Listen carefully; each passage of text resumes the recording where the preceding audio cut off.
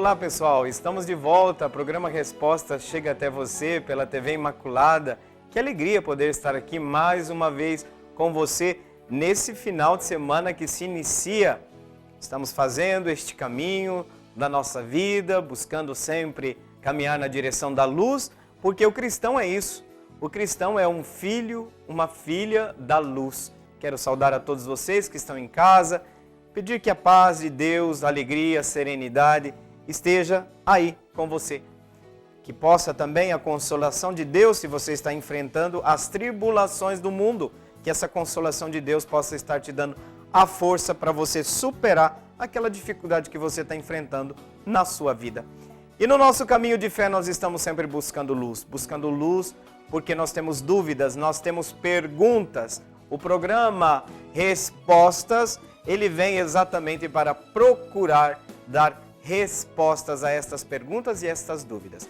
Para quem nós perguntamos? Nós perguntamos para aquele que é a verdade, aquele que nos leva para a luz, aquele que nos conduz à plenitude da vida, é Jesus Cristo.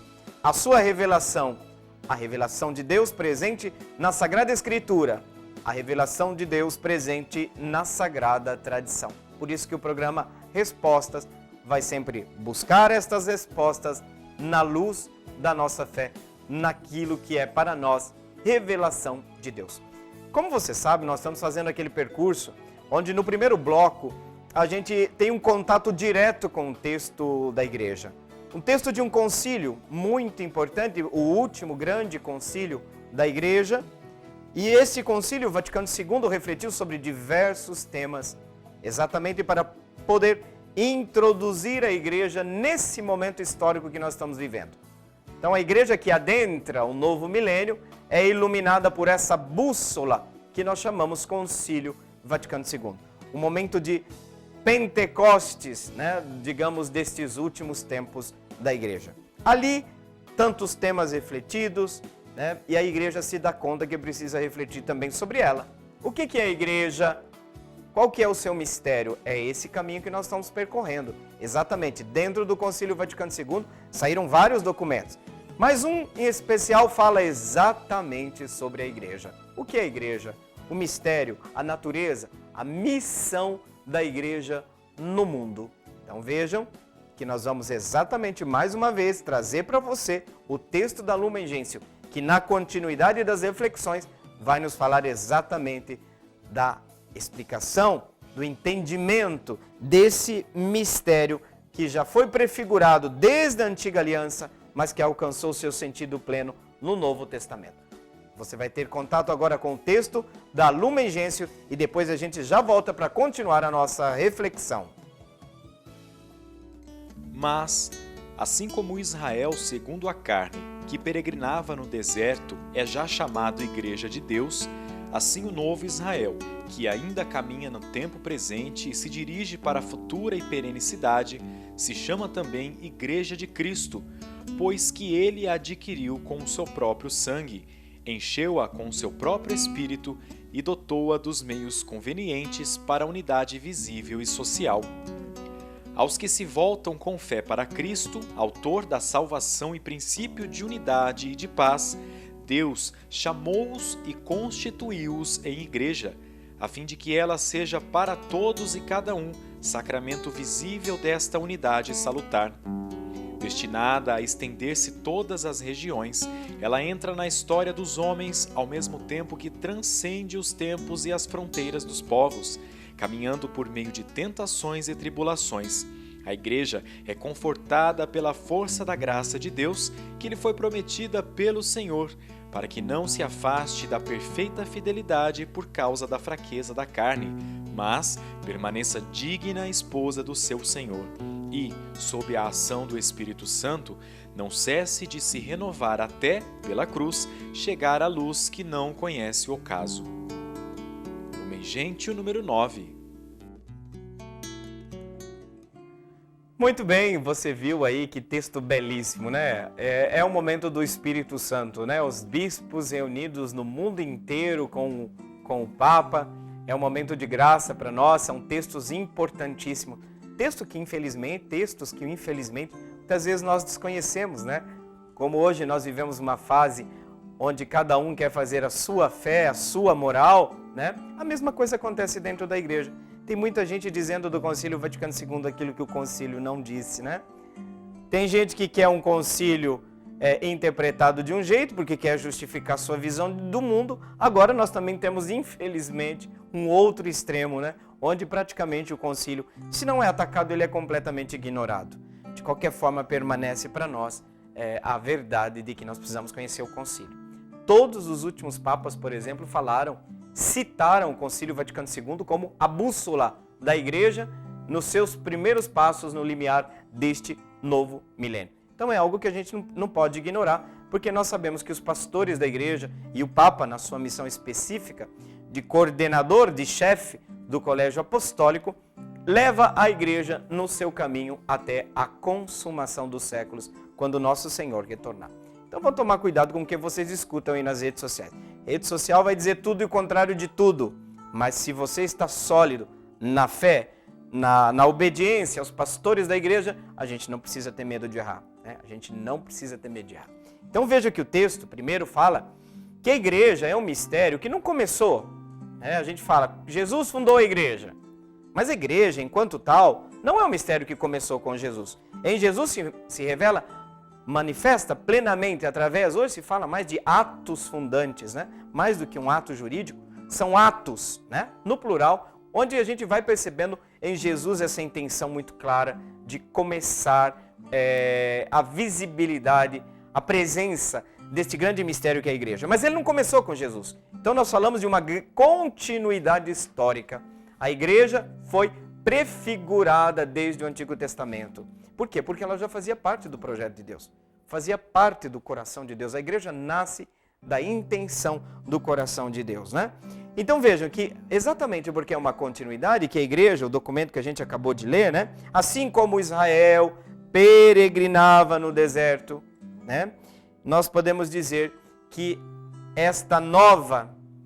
este novo Israel é a igreja que continua a sua peregrinação. Uma o quê? O texto final de hoje vai dizer, né? Até chegar à luz que não conhece o caso. Então esse povo tem uma meta. Vejam que a questão escatológica, né? Escatologia, os fins últimos, já está presente na dinâmica própria da igreja, no seu peregrinar na história. Tem uma meta. Nós temos uma esperança, com E maiúsculo, que nos dá certeza de que Deus planificará a criação, como planificará a vida de cada um de nós na comunhão eterna. Então, esse Israel que peregrinava no deserto é sinal, prefigura a igreja que é o novo Israel. Novo por quê? Porque ele tem características próprias. Nós estamos já na dinâmica da nova aliança. A revelação de Deus que atinge seu máximo, seu ápice em Jesus Cristo. Mas vejam, o novo Israel que ainda caminha, veja, começou lá na antiga aliança, o povo caminhando no deserto. O novo Israel também continua sua caminhada, né? E se dirige para a futura e perene cidade. Você pode encontrar isso aqui lá em Hebreus capítulo 13, versículo 14, né? O que significa? Esse povo que peregrina é um povo de peregrinos. Lembra que Jesus disse para os apóstolos, olha, vocês estão no mundo, mas vocês não são do mundo. Vejam que a dinamicidade dessa peregrinação, porque a igreja se encontra em tensão para o quê? Para a sua meta final, para a realização plena do projeto de Deus, né? Então vejam que a meta desse caminho é a perenicidade, que também a gente chama de Jerusalém, né? Jerusalém, do qual é um sinal, uma das imagens que é usada para falar o quê? Da igreja, né? Essa perenicidade futura e perene, que se chama também Igreja de Cristo, né? Exatamente, pois ele a adquiriu com seu próprio sangue. Fica muito claro para nós que quando a gente fala da união de Cristo com a igreja, é preciso deixar bem claro que essa união é indissolúvel, né? Não se separa, não é possível igreja sem Cristo, tá? Não é possível igreja sem Cristo, mas também é impossível um Cristo sem igreja, né? Ele nos coloca nesse caminho. Esse Cristo morreu por esta igreja, adquiriu-a, é sua propriedade, Tá? A igreja não é propriedade dos bispos, a igreja não é propriedade do Papa, a igreja não é propriedade de ninguém, né? A igreja é propriedade de Cristo. Por quê? Porque ele a conquistou com seu próprio sangue. É dela, né? Ele pertence, desculpem, é dele, pertence a ele. Conquistou-a com seu próprio sangue. Que lindo isso, né? Custou caro o preço que Jesus pagou, né? Ele adquiriu esta graça.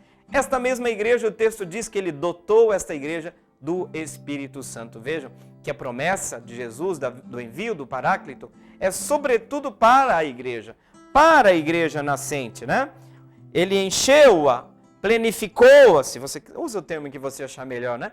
Plenificou-a com o Espírito Santo e dotou-a exatamente dos bens mais necessários. Para quê? Para a consecução da sua missão, né? A igreja, exatamente, tudo que for conveniente, o Espírito suscita os dons em vista da edificação da comunidade, né?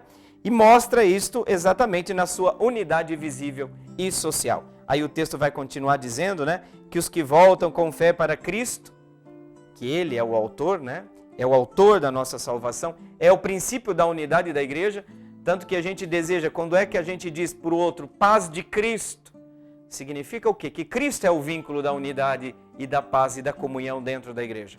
Por quê? Porque nós não somos irmãos por causa de simpatia, tá? Quem senta ao seu lado na comunhão, na Assembleia Eucarística, não é gente que está ali porque pensa como você. Aliás, né, tem gente que quer sempre o pensamento único. Vocês já perceberam? Mas isso é ideologia de partido, não da igreja. A igreja é católica, diversidade, unidade. Não tem um problema a diversidade, porque a diversidade é sinal da riqueza, é sinal da manifestação do Espírito, da dinâmica que o Espírito introduz dentro da vida das comunidades.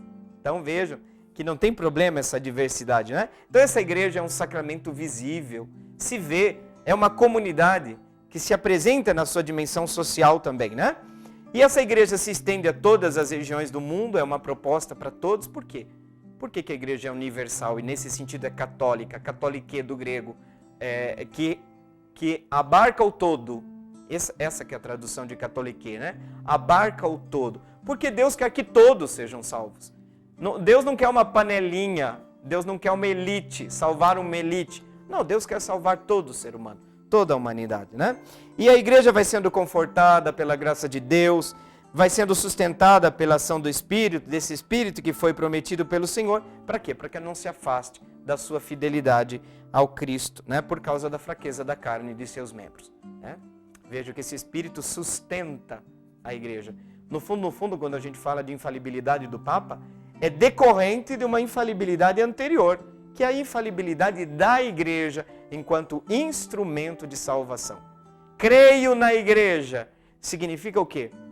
Como artigo de fé, que essa instituição nunca, jamais sucumbirá às forças do inferno, como diz a palavra do Senhor. As portas do inferno não prevalecerão sobre ela. O que Nosso Senhor estava querendo dizer também? Que a igreja vai cumprir, não obstante a infidelidade dos seus membros, a força da carne, no sentido dos instintos egoístas, e a gente sabe bem isso, o quanto isso, infelizmente, fere a igreja, sua existência, mas o nosso Senhor garante que ela vai continuar sempre sendo uma fonte perene de graça e de salvação, né? Isso é a certeza que o Senhor nos dá. Mas essa fidelidade não é os homens que garantem, essa fidelidade é o Senhor, né? É no Senhor que nós confiamos, é no Senhor que nós colocamos a nossa esperança, esse Senhor que acompanha os passos da igreja, sempre sobre a influência, inspiração, assistência, como você preferir, do Espírito Santo, para que ela não se canse no seu peregrinar, né? A igreja não pode parar, porque quando é que termina a caminhada? Só quando Jesus voltar. Então ela não pode parar a sua caminhada. O peso do pecado dos seus membros pode cansar a igreja. Mas nosso Senhor diz, não, o Espírito vai renová-la sempre. Esse era um princípio que já na patrística, os padres da igreja diziam, um termo latim, né? Semper reformanda. Igreja sempre em reforma. Sempre em reforma. Por quê? Para que tenha sempre esta pureza, digamos, da sua fidelidade a Deus, esta força. Da onde vem a jovialidade da igreja? Do Espírito. É o Espírito que renova sempre a igreja, que não deixa uma igreja engessada, sabe? Vocês sabem a luta que o Papa Francisco faz, né? Tem. Vocês sabem por quê? Porque tem gente que quer uma igreja engessada, que quer um museu. A igreja não é um museu, né? É uma dinâmica, é uma tradição vivente, é uma tradição viva, dinâmica. Um tesouro onde o pai de família tira coisas novas e coisas antigas, né? Então tem gente que quer fossilizar a igreja, já percebeu? Tem gente que quer que a igreja vire um fóssil, né? E como tem gente também que infelizmente não escapa, perde a dimensão de comunhão e de unidade porque vive de novidade, né? Ama a novidade pela novidade, mas tem gente que também, pelo amor de Deus, né? Que é da igreja um museu, não dá. É dinâmica, é uma realidade dinâmica onde vai interagindo, mas é constante, uma coisa é constante. A promessa de que Deus não abandonará a sua esposa. Essa esposa que continua dizendo ao seu divino esposo, vem, vem Senhor Jesus, Maranatá.